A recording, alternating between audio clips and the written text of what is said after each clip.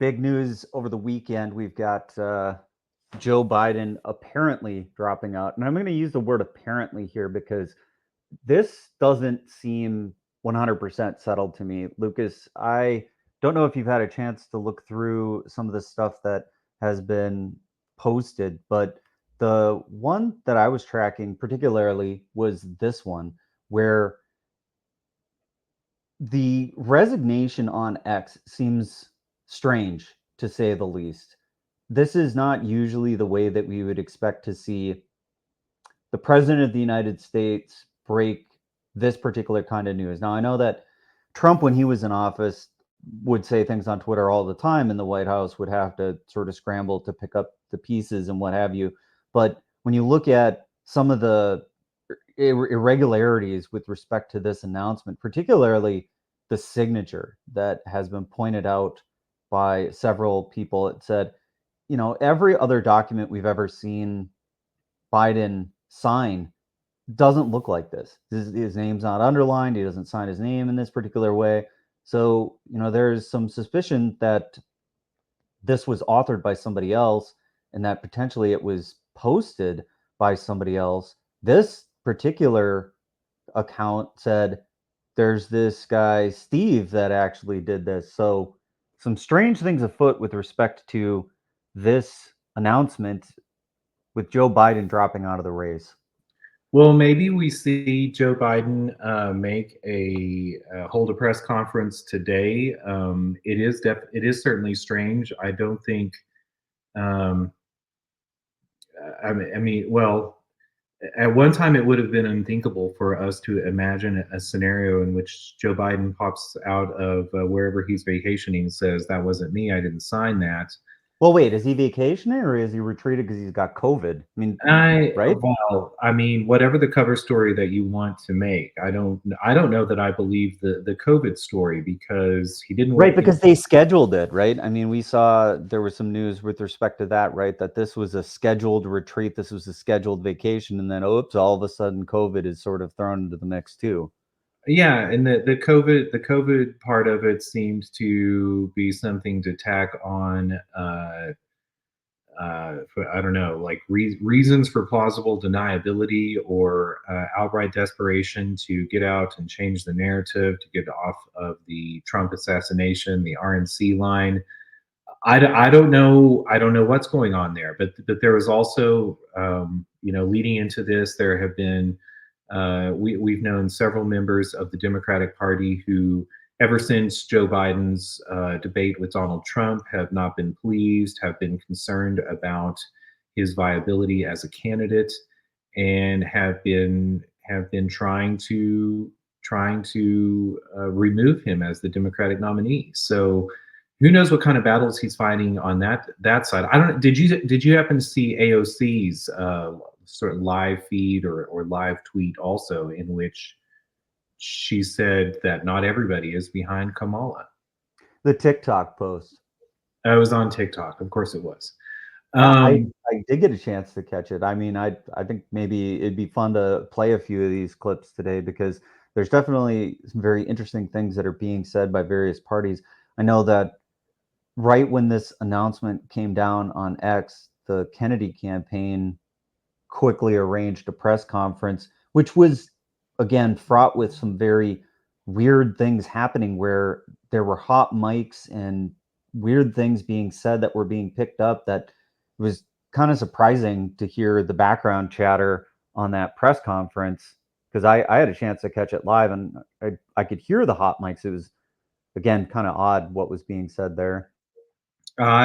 I think you're talking about the AP feed for it. Yeah, you could hear them whispering. Let's move this back to the corner. Um, Well, there were several times where some individuals were caught saying stuff, and that's also been had some bones made about it. Well, I thought he did a great job in a response. Maybe he. I don't think any Politico should be waiting for absolute confirmation from a video with Joe Biden preaching this, because we've known that the DNC, the Democrat, I don't know, game makers have been trying to find an option besides Biden from since before he had the disastrous debate with Donald Trump.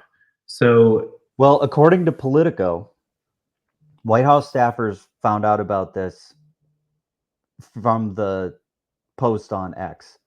That this is all just like a little strange the way that this is coming down, to have Biden just continuously doubling down saying, I'm not dropping out, I'm not dropping out, I'm not dropping out. And then he retreats, he's nowhere to be found, has COVID, on vacation, whatever, drops a post on X that has none of the legitimate markings that indicate this is directly from Biden. And we still haven't seen nor heard from the president directly. And now his calendar has been cleared. There's nothing on his calendar. There's so many abnormalities in what's going on here. well, I mean, what are the scenarios where this could happen? Like, also leading up in If before. he's dead, if he's incapacitated, if he's no longer capable of holding office, I mean, I any of mean, those. well, those are part of the basket of plausibilities, and in the case of all of those, I mean, a lot of people want to make an equation that if he's dropping out, then he needs to be removed as president. I tend to disagree. We we we should, if people say, well, we've got a war going on and he needs to be managing that war, I will just point to the Constitution and say he has no business managing that war. War should be declared by Congress, and then he can be managing a war. But this is part of the problem that we've backed ourselves into by giving the executive of the United States their own private army and the CIA and the FBI. So, at worst case scenario, he's incapacitated. Something has happened to him. At best case scenario, he promised all these people who believe in him that he was going to fight the good fight. He took some time off and realized that he wasn't the best candidate for the position, and decided to announce it off the cuff, that he, like, through X, that he was done with the race. Um, Either way, I think that it was inevitable that this was going to happen, and it needed to happen by the Democratic National Convention. And I think there's also another. So what's supposed to happen at the convention now? We don't have a field. So we have a candidate who didn't qualify in the primaries, who's been anointed by whoever decided that this is the right top of the ticket. And like, is the Democratic convention going to be open, brokered? What's supposed to happen here? What candidates are going to throw their hat in the ring? I've heard a couple candidates say, hey, we're not just going to go along with this Kamala thing. Well, that's where I think the real interesting question is. And I have seen politicians come out and voice support for Kamala, but I think that was part of getting Joe Biden off the ticket, and supporting the heir presumptive was the thing to do. But I think we're going to see a second wave of them coming out and saying, "Oh, I've had an epiphany. We're the Democratic Party. We need to have some sort of democratic process in order to select our candidates." And that's where I think the Democratic National Convention is going to have more surprises, and be of more interest than even the Republican National Convention was in the wake of Trump's attempted assassination. So I would guess that we're going to see, at the very least, Gavin Newsom thrown around. I don't know. I don't know how they're going to do it. I don't know. I don't know that there are any set rules. I mean, people have these expectations that our political parties are government, but in reality, there's no difference between the Republican National Committee and the Democratic National Committee, and your local country club. So they're a private organization. They're not bound to electoral rules. They're just bound to reporting and financial restrictions. So they can do whatever they want in that convention. Well, let's play a clip from Nicole Shanahan. I think this is one we said we wanted to talk about. So she's got some words about the the Democratic committee and her particular experience with it. I got this queued up. One second. Play it up, and I think it also addresses the money issue, which you're not going to hear any of the candidates talking about in the Democratic side. Go for it. Yeah, one second. It always just takes me a minute because I got to readjust my audio settings before I can. Now is the time. After weeks of misleading and President Biden announced today that he will not run for re-election. While this decision might initially seem on its face to be a positive development for the Democratic Party, here's why it's actually quite sinister. By choosing to delay this announcement until late July of an election year, Biden has hindered qualified Democratic challengers from having a genuine opportunity to become the nominee. Dean Phillips ran to offer voters an alternative, one that they might have preferred if they had known Biden never intended to seek a second term. Bobby Kennedy also pursued the Democratic nomination early on, only to quickly realize that the process was rigged in favor of Joe Biden. What the DNC, Biden, and the ruling class of the Democratic Party have done is corrupt. It's un-American and ultimately a grave harm to our democratic process. We are now facing a situation where the powers that be are self-appointing Biden's replacement. They have already named their chosen candidate, Kamala Harris, and anyone attempting to challenge us at the DNC convention next month will be smeared, blacklisted, and labeled a traitor to the party. This too is corrupt, un-American, and a true threat to our democracy. I spoke with my FEC lawyer this morning, and he confirmed with me that over $240 million that the Biden campaign has raised can only be used by Kamala Harris remaining on the ticket. She was not voted into this role. She is a de facto candidate by virtue of spending power. If it is not Kamala on the ticket, this fund goes to the party, for which only $32 million can be coordinated with the candidate's campaign. The Democratic Party has abandoned any semblance of being a legitimate party for the common man, all in the name of defeating one man, Donald Trump. And even there, they are not being sincere.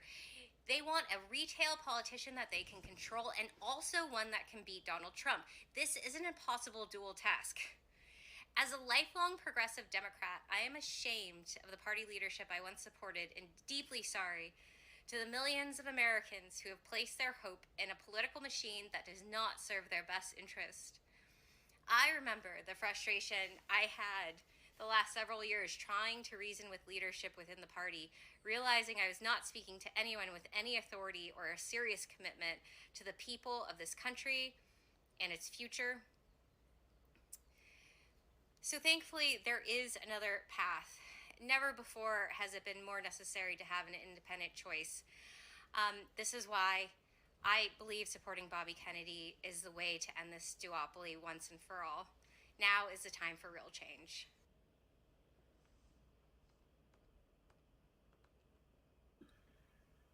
Well, there she. Oh, I've got the echo. No, it always takes me a second. I got to go back and adjust the audio. So just you always got to give me a second. Replay clip. Right. Sorry about that.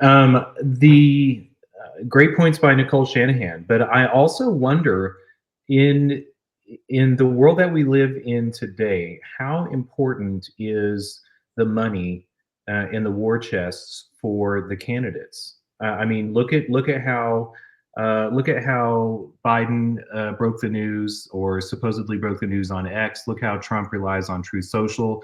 A lot of getting this message out is done through means that are that do not I mean ad buying and going through that whole uh, that paradigm seems to be have gone by the wayside. So I don't know how important it is to for that war chest to be passed on. I think it's still important. Money in politics is still important. There's a reason raising money is still something candidates do a tremendous amount of. Even things like producing the video clips that you see, that takes money. I mean, yeah, somebody like Roaring Kitty can make a few meme videos and whatever, but to put together a serious ad with polish and, you know, whatever, it takes money. Like there's efforts that still cost a substantial amount, and it's usually the candidate that raises the most and spends the most is usually victorious. So I'd say it matters. I'm going to just still say money matters. Raising money matters. I mean, I do think it matters, but I think not as much as it used to, and perhaps that'll be part of. Well, again, I also wonder what the Democrats can do. I don't think that. I don't think. I mean, there's the AOC quote too that there's not a great deal of support for Kamala Harris in the rank and file of the Democrats, and I maybe she gets carried forward. Maybe this is all about her vice presidential pick. There's already complaints and hand wringing and dramatics going on about, or drama going on about her selection for the vice presidential candidate. And the other thing is the Democratic National Committee's, you know, stifled the primary, and Robert Kennedy talked about it, Dean Phillips talked about it, Jill Stein has talked about it. We all saw it happen with Bernie Sanders and Hillary. So you would think at some point they might try to reinvigorate their base by appealing to the value of their name and going back to some sort of democratic process and having a great theater leading into the election. That to me would be their best use of the emergency that they're in. You know, another thing I always think about when I think about politics. We should play this clip. We should play this AOC clip. Okay, go for it. Play it. Okay, so remember, I got to do some futzing around here. And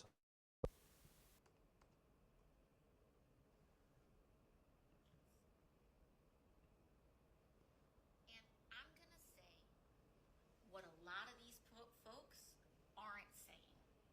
I'm just going to say it. If you think that there is consensus among the people who want Joe Biden to leave, that they will support Kamala, Vice President Harris, you would be mistaken.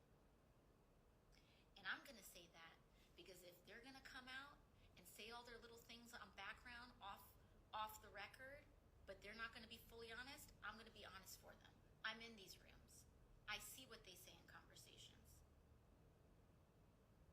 A lot of them are not just interested in removing the president. They are interested in removing the whole ticket.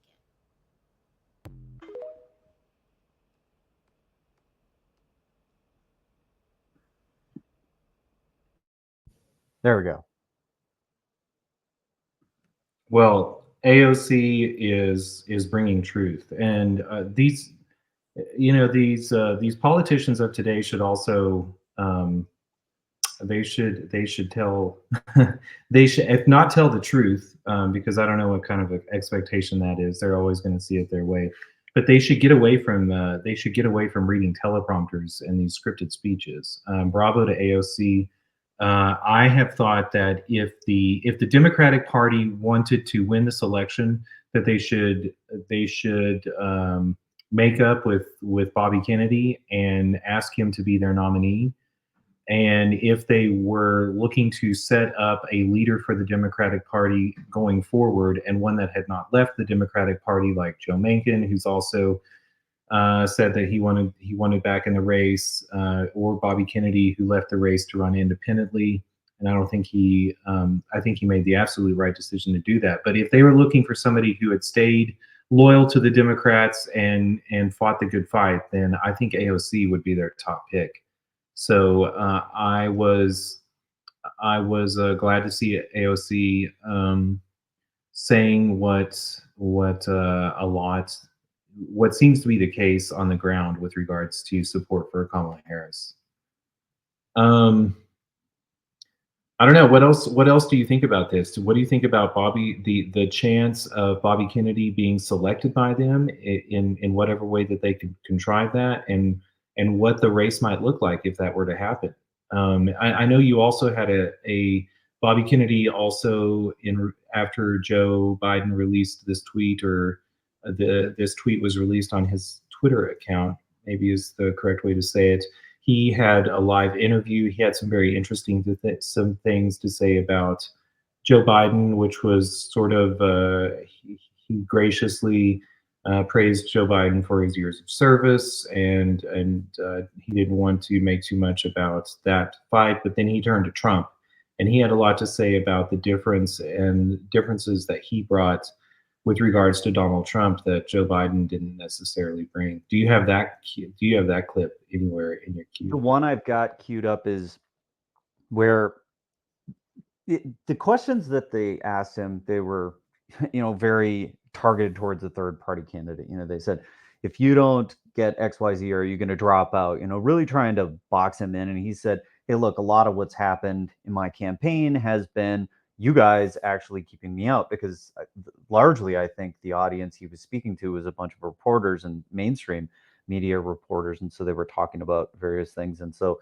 one of the questions that came up was, how are you different from, Kamala Harris? Because this is clearly going to be who you're running against. And what Kennedy said was, hey, there is no difference between Biden and Kamala Harris. Like, there's no difference in policy. There's nothing here that's different at all. And my campaign is substantively different from anything that these guys were talking about. So I've got that clip. I can play that one.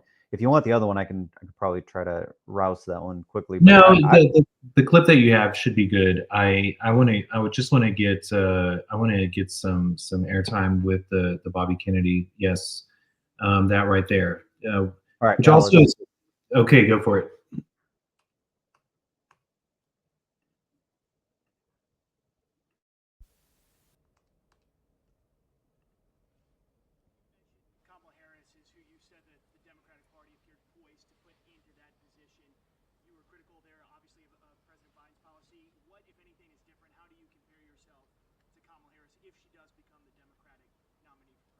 I think, Kamala Harris is the party of war. She's a war hawk. The Democratic Party was always the peace party. Kamala Harris is a war hawk on Ukraine. She's a war hawk on China. I think that we should be figuring out ways to coexist with the rest of the world as best we can. Of course, we need to protect our national security. I think she's not going to do anything about the national deficit. I've never heard her speak about the chronic disease epidemic, I think she's a product of the corporate control of our democracy. And she's one of the authors of, in terms of civil rights, she has one of the worst civil rights record of any public official. She's the author of one of the primary authors of the school to prison pipeline. She kept 5,000 people, despite a Supreme Court order that she released 5,000 prisoners and of nonviolent drug crimes who were illegally in California jails. She kept them in there, saying that we needed them for firefighting and for other public work services. And that's just a modern version of indentured servitude, a modern version of slavery. She was one of the two leading public officials in California, which now has the worst education system, 49th in education outcomes in the country. 50% of the homeless people in our country are in California, and she was behind those policies. I don't think she has a good, I don't think, in terms of the traditional democratic principles, I don't think she has a credible record.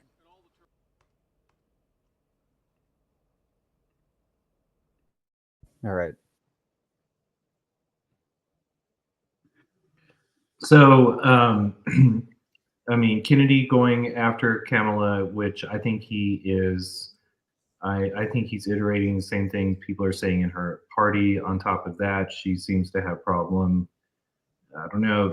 There were talks whenever she was campaigning about her inability to have a cohesive staff, and that they were fighting, et cetera, et cetera. The vice president's position is also a thankless position that is, somebody in the egotistical world of politics at the presidential level is giving up their identity to, or their policies to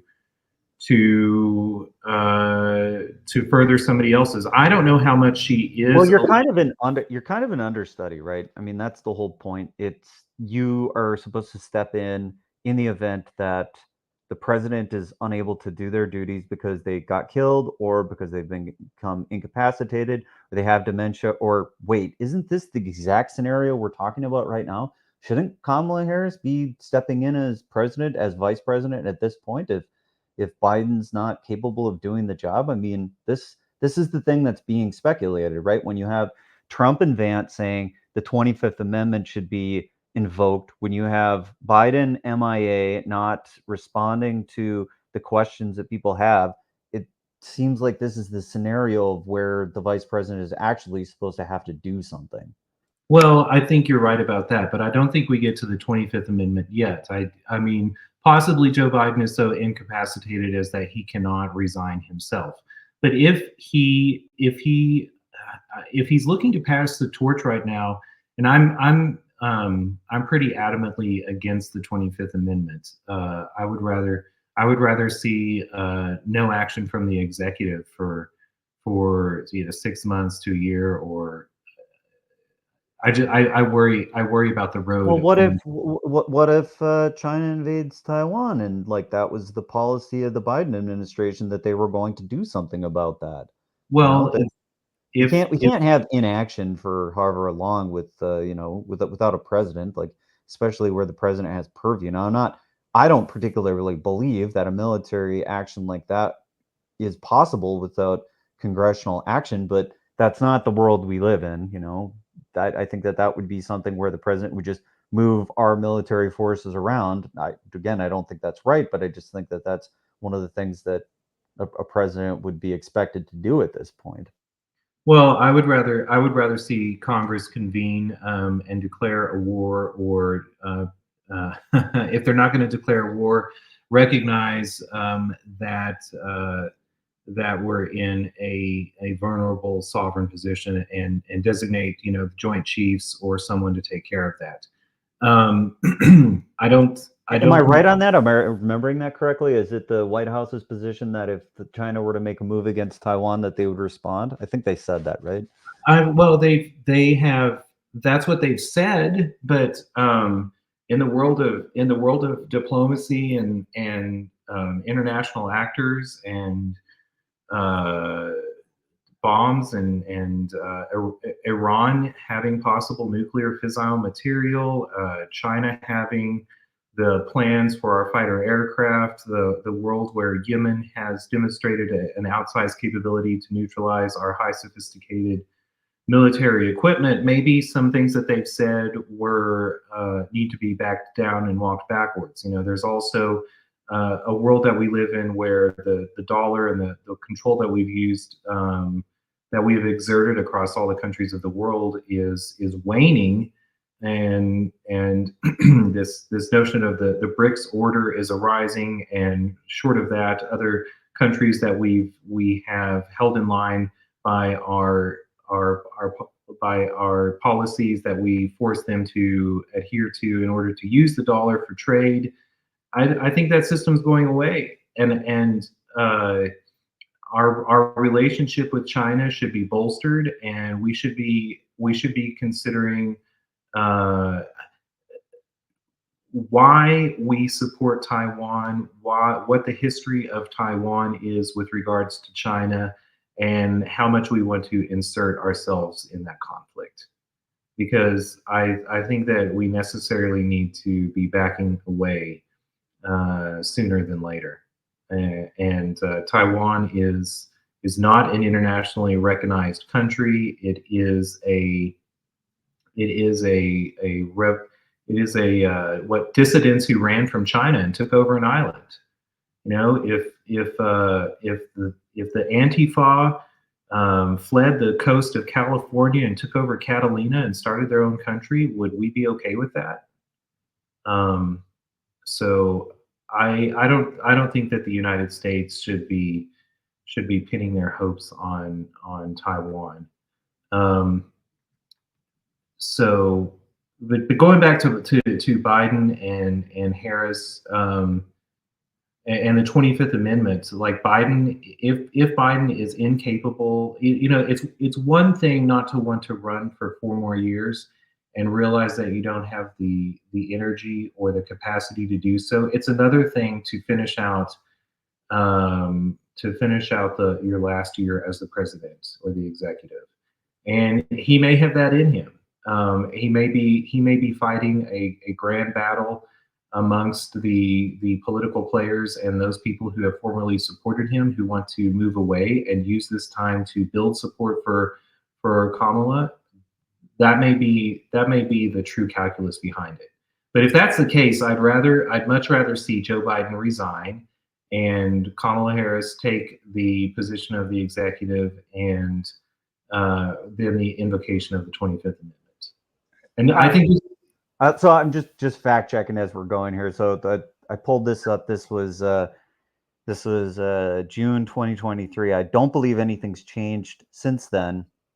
But Biden has stated that the U.S. would indeed defend Taiwan by military force if China were to invade the island, which has always claimed to be part of its territory. I'm pretty sure that this is the exact scenario that we're talking about here. This is the policy of the White House. But what has happened since then? I mean, we're losing a war in Lucas. Ukraine. All I'm trying to point out, this is just like we're talking about in what scenario under which 25th Amendment or the vice president should step in. This is an easy one. Like, okay, like you could easily see China saying, all right, if the president's MIA and there's no commander in chief, then we're going to make him right now. And if we're getting governed by a shadow committee, like whatever, it's pretty hard to have the president do this via tweets on X to move the military around in response to Taiwan. So that I'm just throwing out a scenario. That's it. I'm not saying there isn't other stuff going on, but like that's one that easily comes to mind.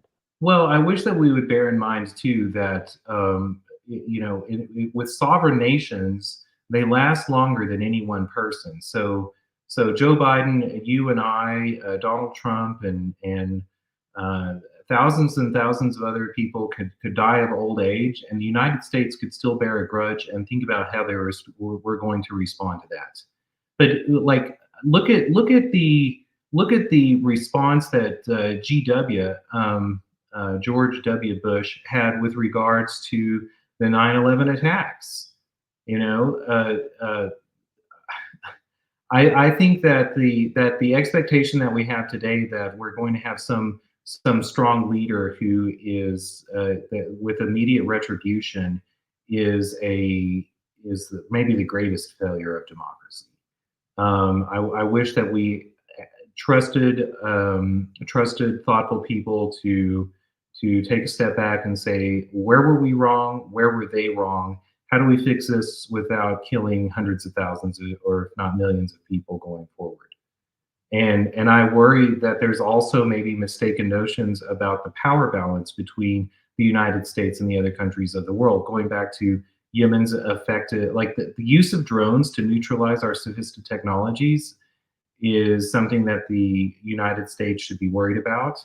Also, the use of our dollar that we have to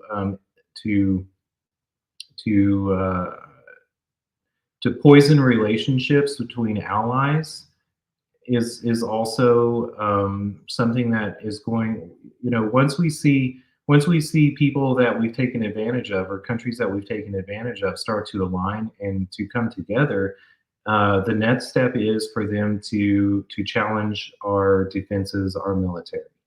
And we've already seen Russia holding hands with the likes of Iran, Turkey, India, and China. And not only that, but the countries of South America. Like those are the players in BRICS. So if it's Europe and the United States versus the rest of the world, how strong is Europe? How vulnerable is Europe, especially when they're dependent on Russian gas to keep themselves warm in the winter? And what kind of catastrophe are we backing ourselves into?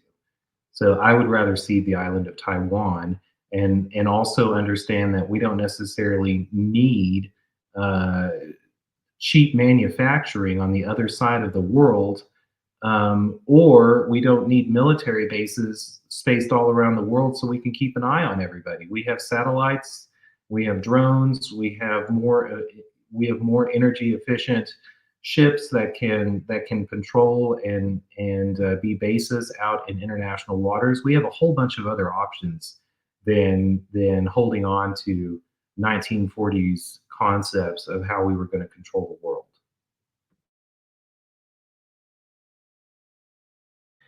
On that, I think maybe we should also turn to, and I see that you have here JD Vance. I was going to say Bobby Kennedy in his speech also had a lot to say. He mentions in his greatest critique of Kamala that he leads with is that she's a war hawk and that he doesn't want to see any about the problems that he sees with the policies of Donald Trump and how similar they are with regards to with Joe Biden and ostensibly Kamala Harris, captured by large corporate interests like BlackRock that have been. The thing that he said about BlackRock was quite damning, in that BlackRock has all the contracts and gets paid all the money through all its subsidiary countries to finance the war and continue the war in the Ukraine, and then not only that, but gets the contracts and the money to rebuild Ukraine once it's all over. If we're going to get away from interests that are larger than the United States with countries that can do business off of our conflicts with others, then we need candidates who are aware of that. And he made a pretty strong case that Donald Trump is ill-equipped to fight that, because for starters, he was not able to do so his first term in his first term as president. He created a large amount of the national debt that we have today. It wasn't solely Joe Biden's fault that we have price inflation. Between the two of them, they inflated the supply of dollars mightily. So, and he also,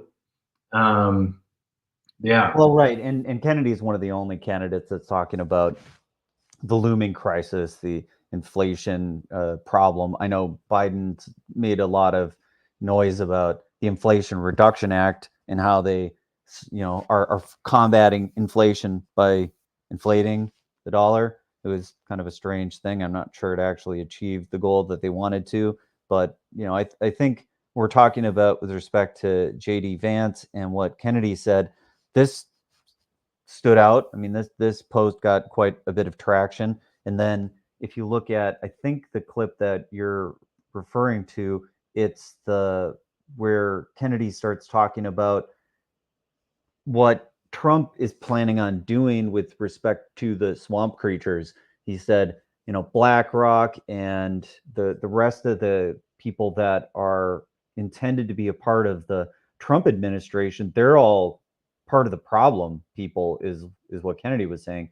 If you want to drain the swamp, like, these are swamp creatures. He uses the word swamp creatures, which I thought was beautiful. Yeah, Trump has floated the names of Jamie Dimon for Treasury, right? Yeah, Treasury. I think. I thought, was it Treasury? Because he also floated Larry Fink. I thought Larry Fink was Treasury. I don't know. Ooh, I could have misremembered that. Let me find that. Well, yeah, I think originally I saw that he had floated the name of Jamie Dimon. Jamie Dimon is the head of J.P. Morgan, Chase, Manhattan, all of that large finance. Yep. Dimon was floated for Treasury Secretary. Okay, and what was Larry Fink floated for then?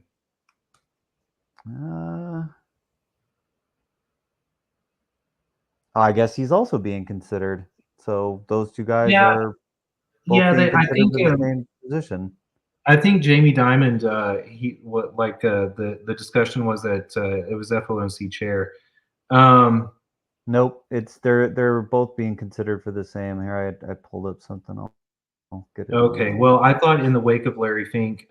Either way, and I don't think that I don't think that Larry Fink or CEOs of large corporations are evil people. I don't like the term swamp creatures, but they are proponents of a system that has been successful for them. They What have a is this? An constituency. AI picture? This is terrible. I gotta find a different link. This is awful. Look at this garbage. You could do it. We could do a lot better. That poor Larry Fink. He's subjected to AI.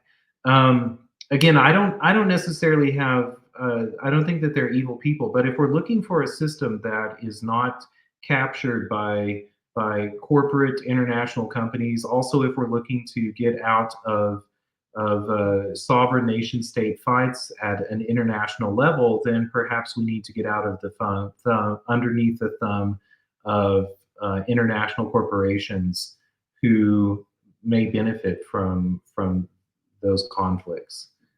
Um, he also talks, or Kennedy also talks about J.D. Vance and says that he is a CIA candidate, or that's what Jack Poso said. That's not what Robert Kennedy said. He said that J.D. Vance was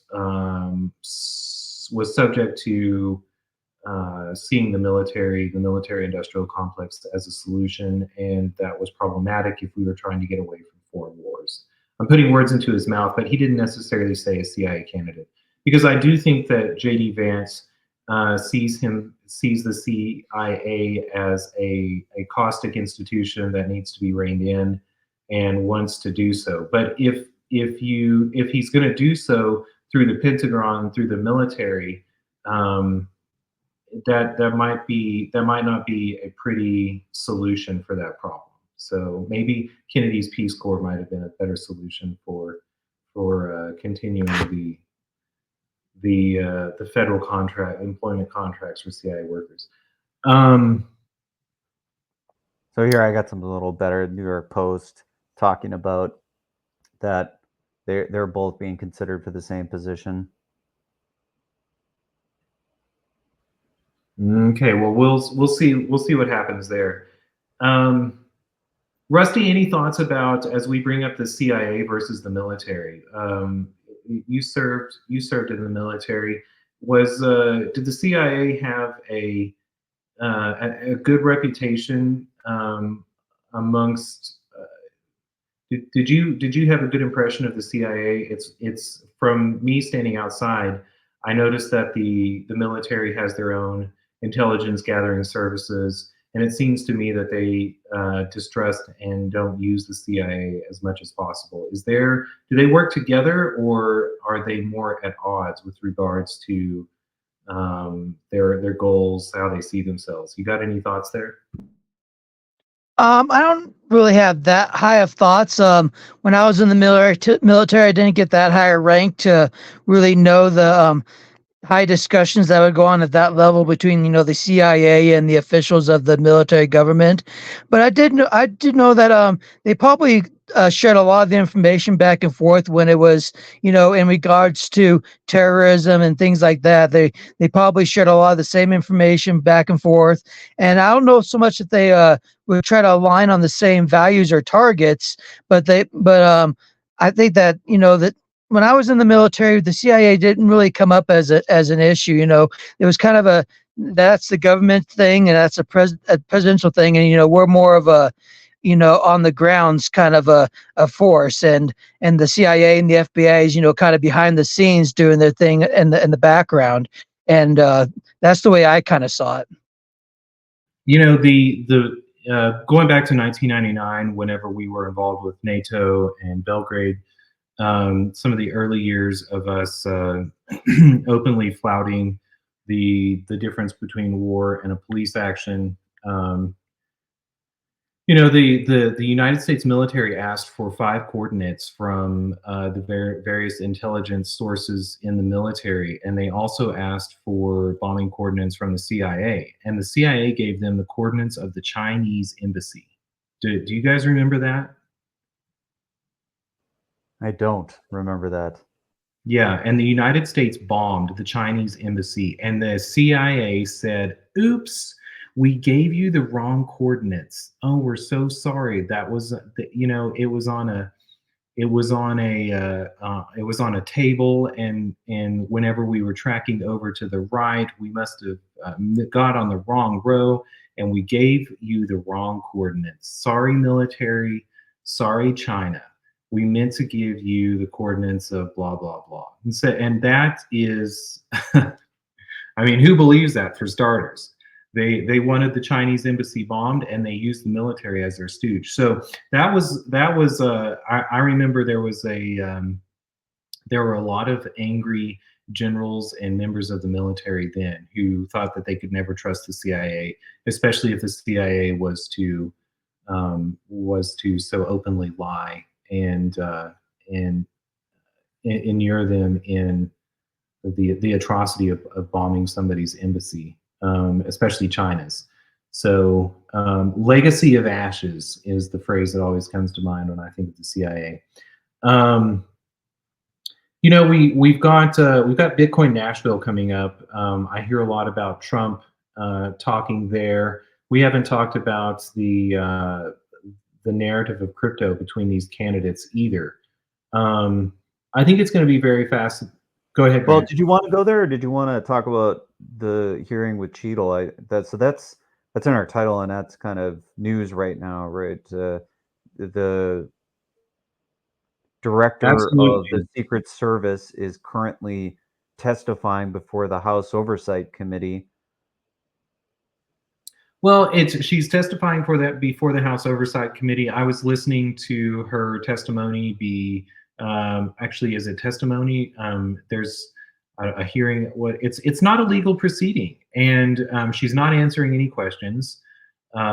Jim Jordan asked her specifically, how many times were additional resources denied to the Trump campaign, and she responded, I don't know. And he said, weren't you briefed on that question at the very least coming into this hearing, because you had to know that question was coming? And she wouldn't even respond to that. She took a page out of the hedge fund manager from the Roaring Kitty interview. She said, well, I thank you for that question. I thank you for that question so much. So what we see again is the Congress is not a legal institution. The 5-minute limitation that they have on asking any individual questions is it works against them. If anyone is going to call Kim Cheadle and the Secret Service into check, because it is a institution that's set up under the office of the executive, it has to go up that chain of command, and Congress is ill-equipped to do anything about it. Okay, wait. So are we enumerating another situation under which the president should have purview, should be doing something, and because we're sans president right now, that this is like another situation? I think we might have just backwardly walked into one, right? I mean, that is, if the president wants to do anything about it. I mean, if the president's enemies may be picked off by political dissidents who exist out in the world, and they can keep security at bay, I mean, yay for them. So I think that we have a bigger problem on our hands, and we should be thinking about the structure of the Secret Service and our expectations of protection for parties other than the President of the United States, and even for the president. I mean, Bobby Kennedy talks about how he believes that the CIA was able to the CIA perpetrated the assassination of his uncle JFK and his father Bobby Kennedy. Maybe Congress should be thinking that if they want to protect political candidates, that they should be using the private sector and giving the political candidates the choice of that, and they fund it. Because I mean, the claims of the Secret Service that they couldn't go on that roof because the slope was too dangerous is an absolute joke. And we also see if there are those in Congress who are going to complain that you're going to get a better deal. Hey, wait a minute. If that's going to be said, and I know that has been said, then there have to be guidelines and there's got to be policies that are laid down that she could easily point to. If that's a shoot from the hip, then document it. Who said that? Who made the call? Like this Kim is not. Cheadle said that. Kim No, Cheadle I said. no, I know she did. I'm not disputing the fact that she said that. I'm saying as a response to that, then the question is that a policy of the Secret Service? Where is it written down? Was this discussed beforehand? Document it. Show me where you discussed this ahead of time. Shooting from the hip and saying that the slope was too high, then if you made that call, Miss Cheadle, then I mean this is where this line of questioning should go. And I don't think the House Oversight Committee. You're right. This is not the place to sort of do anything other than set up some political theater here. But I think that there is a way, or there should be a way, for her to be held accountable for this fail. And she has admitted that this was a failure. Okay, well, if it's a failure, then what is the appropriate response here? Because you just about got somebody killed, and your only job was this job. Well, perhaps this should be considered part of the jurisdiction of the Supreme Court, and the candidates, especially Bobby Kennedy and Trump, should be applying to the Supreme Court to consider it, because I mean, what is the Well, jurisdiction? I mean, of the Supreme does it Court? have to go to the Supreme Court, or are we just talking Justice Department here? I mean, like, Well, the Justice Department, as we've already seen, who does number two work for? The Justice Department works for the president, just like the Secret Service works for the president. Those institutions were not originally built with the checks and balances. We've seen the Secret Service and the Department of Homeland Security ignore and work against Congress. Congress is equipped to control the purse strings, and maybe they could shut off funding for the Secret Service, for the Department of Homeland Security. That would be the most powerful and appropriate move that they could make. But if not Kennedy and Trump as the candidates withstanding, perhaps Congress should appeal to the Supreme Court to hear and decide on this matter. It is a special court, and the judicial branch was made to settle disputes between. well, I know that one thing. I know one thing that's come up, right? When cases are brought before the Supreme Court, that there needs to be standing. So it would be the Trump campaign that would need to bring this case and say there's a problem here, right? I mean, that's the only one who Well, would potentially have standing in this particular. They're the ones that were harmed. There's their candidate that got shot. Well, the Justice Department has a long history of appointing themselves the powers of things that they want to that they want to have a say over. So, with regards to the standing, they may deny on the grounds of standing, but they can also accept on any broad grounds that they declare are that bring this to the fore of the matter that should be presented to them. Who knows if they do it? They heard Bush v. Gore. I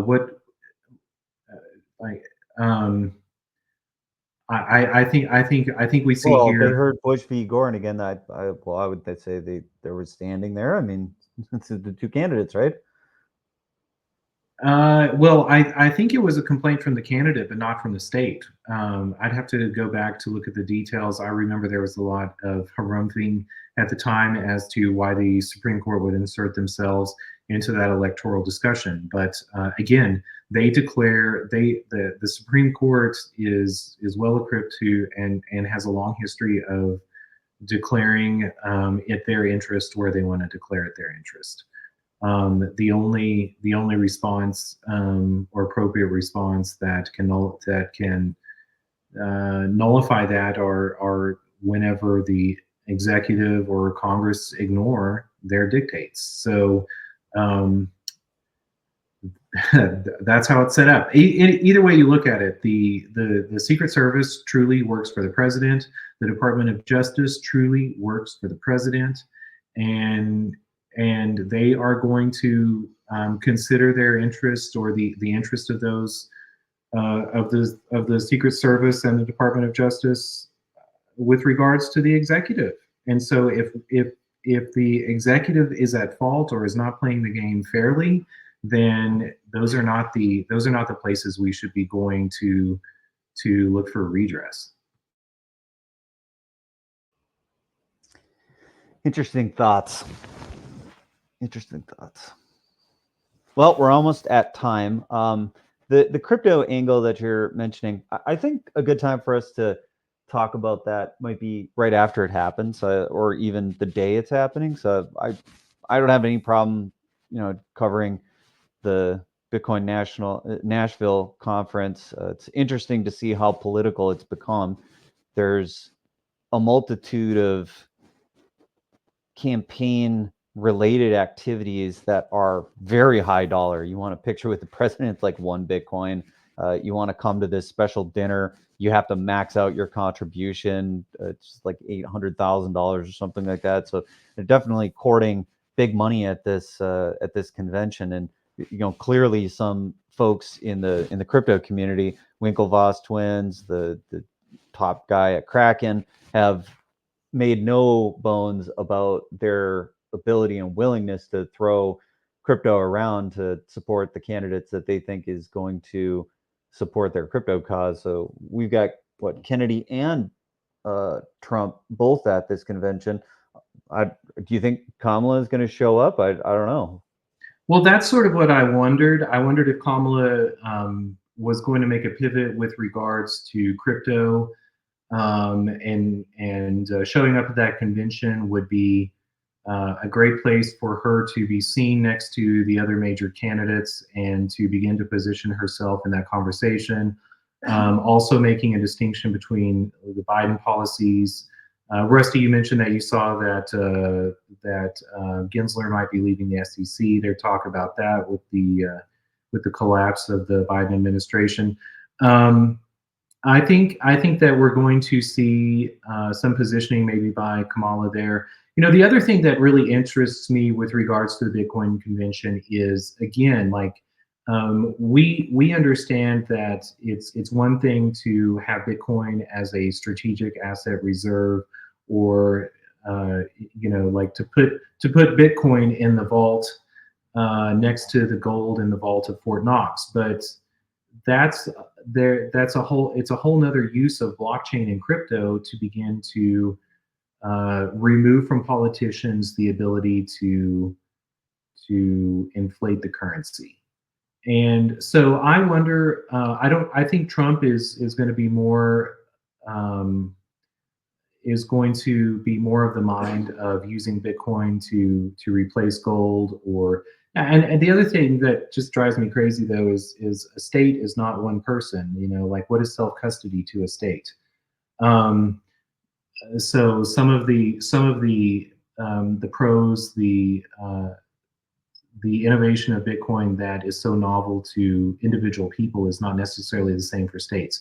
But I wonder if Bobby Kennedy is going to begin to make a distinction there and try to have a conversation about stopping the inflation of the United States dollar and using blockchain to do that. He certainly understands how blockchain could be a tool to do that. And one other thing that, go ahead, Rusty. I was just going to say one other thing. I noticed that on the topic of Bitcoin, when you're looking at the price of Bitcoin right now, I just saw that it went over $68,000 again, and it's getting really close to that all-time high. I think it was 74,000 or 72,000 was the all-time high of Bitcoin. I think it's very possible that Bitcoin can reach an all-time new high right after this convention or right after these events happening. What do you guys think? I mean, I think so. I imagine, Grant, you do too. There's certainly some amount of hype that might happen. I as far as prices, I kind of look at those macro things that are occurring, whether Germany is selling, who else is selling, because a lot of this has to do with stuff that we've talked about when we've covered price in the past. If you look at those RSIs and MACDs and Bollinger Bands, I think Bitcoin trades right along with how those market forces and the ways that you would interpret those market forces. So it could be that we actually see some of this sentiment driving it. It's possible. I'm not sure. So, well, the last thing that I don't know, we're on top of the hour, but I can't resist because nobody else has talked about it. Trump really threw Nayib Bukele under the bus in his speech at the convention, and I mean, absolutely threw him under the bus. I don't know if you caught it. He talked about I caught it. Yep. It's yeah, like you're deporting your criminals to us and stuff like that.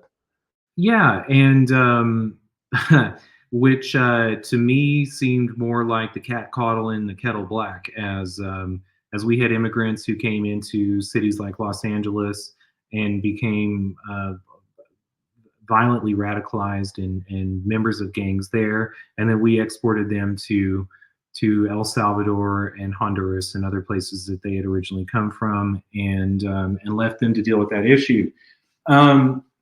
But again, going to Trump's adoption of Bitcoin, for him to throw Bukele under the bus in such a way really raised my eyebrows. And Bukele had a I don't know if you caught his tweet, but he tweeted that he was gonna let it lie, that he didn't think that it was an intentional slight, and that Trump was just talking about how he saw the world. But I have seen in the wake of that already Matt Gaetz and other I would say that the most pro crypto candidates or elected representatives and senators have immediately ran to Bukele to say he didn't mean it, and we're sorry.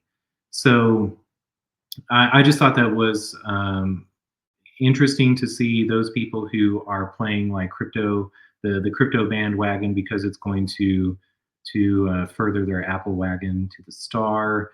But and then there are those who I don't know, felt the slight and truly looked like they really do look up to Bukele and want to emulate him. So we'll always keep our eye out there. We are over the hour. I don't think I have anything else that I want to throw on the table. What about you? Nope. Let's we'll see you tomorrow.